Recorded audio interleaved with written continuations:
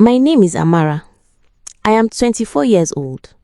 And every single morning, before the sun even decides to wake up properly, I am already outside, arranging my tomatoes, wiping my table, watching rich people drive past me like I am invisible. That is my life. Lagos is loud. Lagos is fast. Lagos does not care about your feelings. This city will swallow you whole if you are not careful. And I have been very careful. I sell tomatoes by the roadside on Allen Avenue, Ikeja, right beside a big yellow fence under a small blue umbrella that tears a little more every time rain falls on it. My stall is not fine, but it is mine. Every morning I sit there, my wrapper tied tight, my feet inside my old rubber slippers, and I watch the world move around me. Big cars, fine clothes, people on their phones talking about millions. Me, I am counting 200 naira and praying it becomes 2,000 before evening. I share a one-room apartment with my friend Chisom and her boyfriend Eze. The room is small, the fan is loud, someone is always stepping on someone else at night. But I don't complain, because every week I send money home to my mama in Anambra. That is all that matters. That was my life until that Tuesday morning. It was around 8 a.m. The road was already busy. People were rushing. Horns were blowing. Keke drivers were shouting. Then I heard it. A car engine coughing. Then silence. A black Mercedes, clean, shiny, the kind that makes you stop and look twice, slowly rolled to a stop right in front of my store. The door opened. A young man stepped out. Fine, very fine, dressed in a white shirt that looked like it had never seen stress in its life. His shoes were the kind that cost more than my 3 months' rent. He looked at his car. Then he looked at his phone.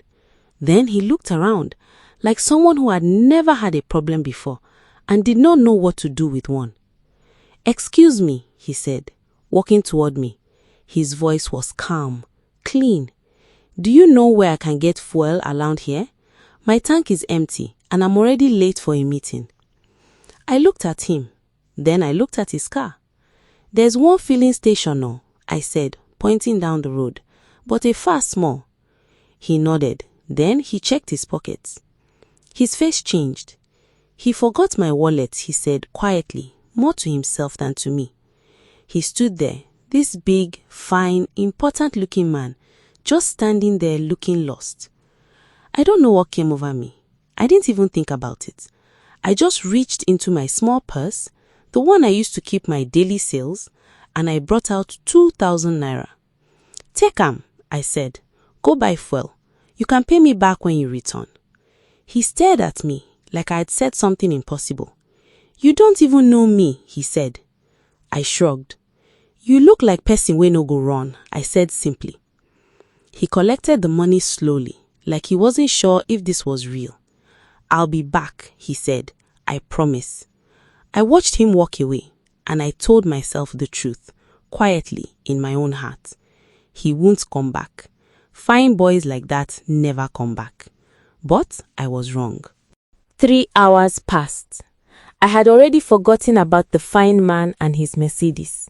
Well, not completely forgotten, but I had told myself to forget, because that is what a wise girl does. She does not wait for people who are not coming back.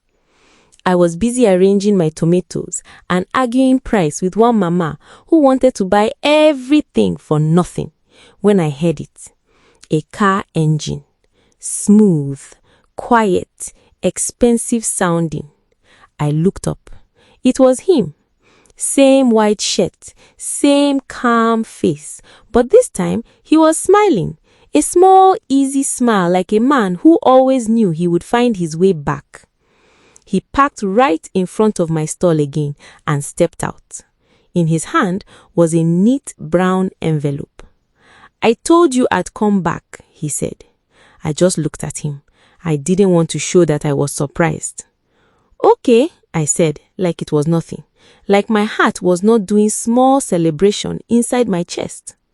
He placed the envelope on my table. Your 2,000 naira, he said, and something extra for trusting a stranger. I opened it slowly. Inside was 10,000 naira. 10,000. I looked at the money. Then I looked at him. No, I said, pushing it back. I no need extra. Just give me my 2,000. That one is enough. He blinked, like nobody had ever refused him before. Take it, he said. You helped me. I was late for an important meeting and you... I give you the money because I want to help. I cut him. Not because I want profit. Take your change back. He stood there quietly for a moment. Then he laughed. Not a mocking laugh, a real one, soft and genuine, like something had genuinely surprised him. What's your name? He asked. Amara. Ethan, he said. Ethan Cole. He said it like that name was supposed to mean something to me. It didn't. I had never heard it before in my life. Okay, Ethan Cole, I said, handing him back 8,000 naira. Your change.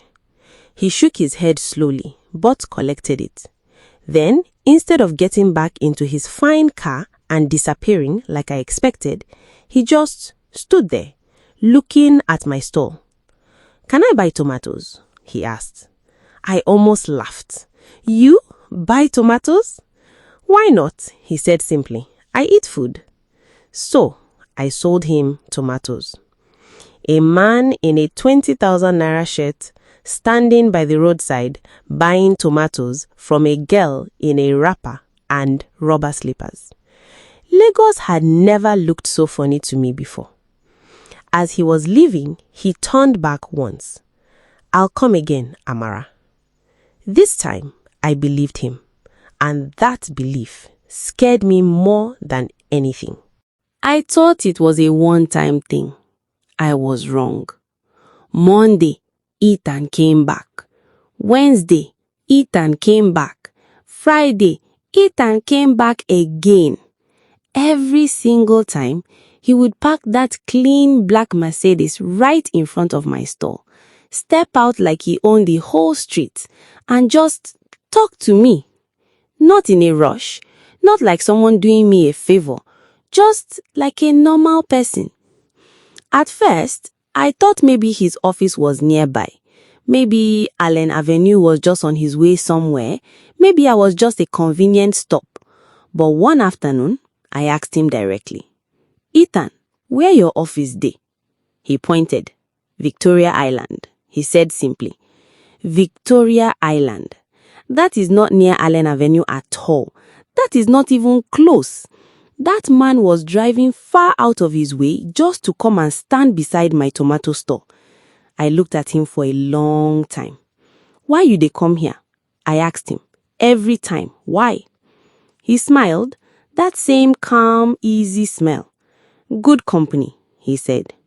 I hissed and faced my tomatoes.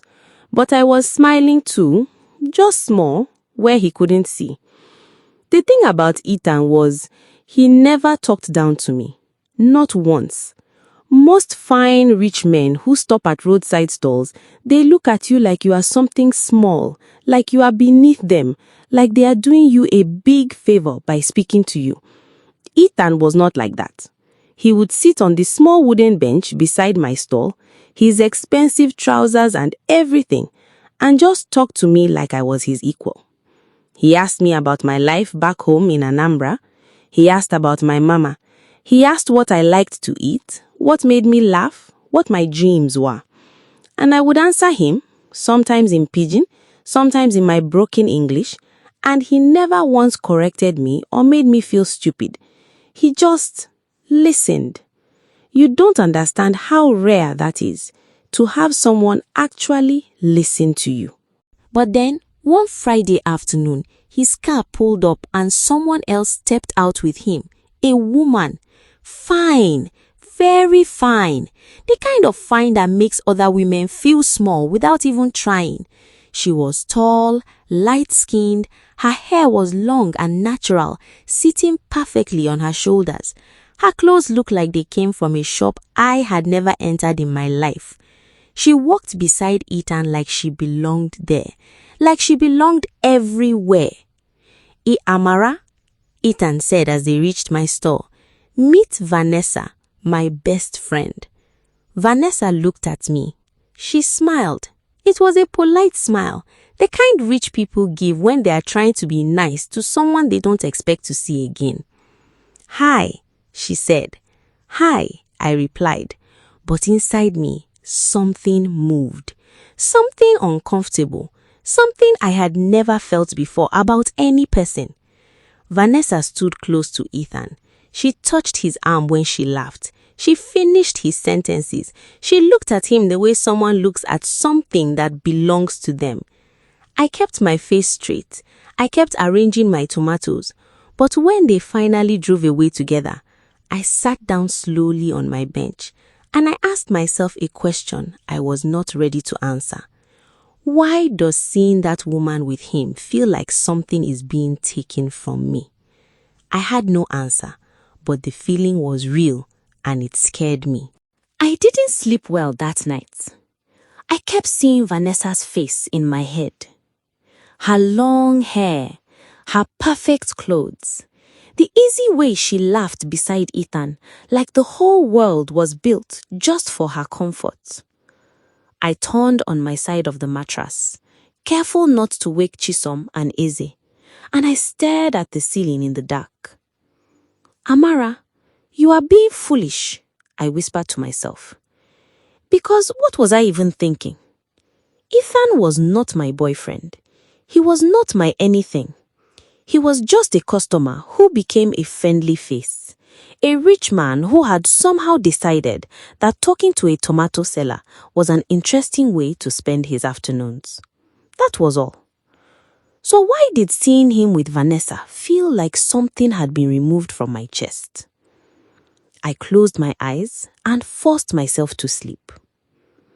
The next morning, I woke up early as always, carried my tomatoes, tied my wrapper, wore my rubber slippers.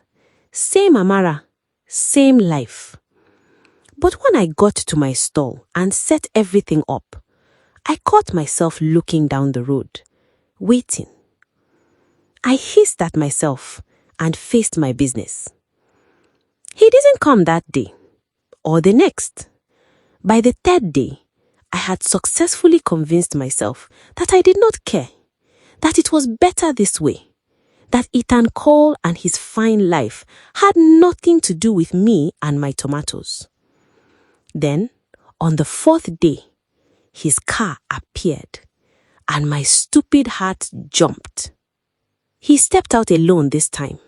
No Vanessa, just him, in a light blue shirt, walking toward my stall with 2 paper cups of hot coffee. "Good morning, Amara," he said, placing 1 cup in front of me. I looked at the coffee, then at him.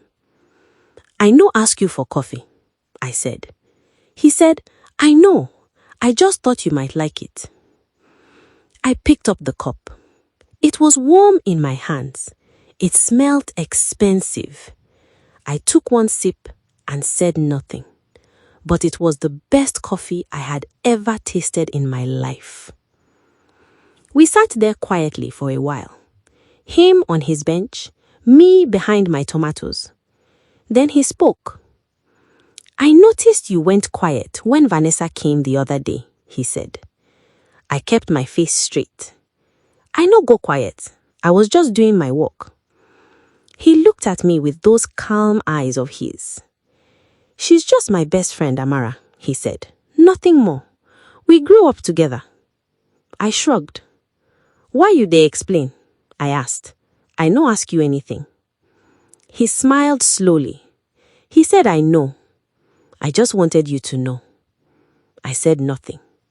But something inside me, that tight, uncomfortable thing that had been sitting in my chest for 4 days, quietly loosened, just small, just enough to breathe. Later that afternoon, as the sun was getting tired and the road was slowing down, Ethan said something that stopped me completely. "Amara," he said, "what would you say if I told you I wanted to help you? Not because I feel sorry for you, but because I genuinely think you deserve better than this." I put down my tomatoes slowly. I looked at him. "Better than what?" I asked quietly.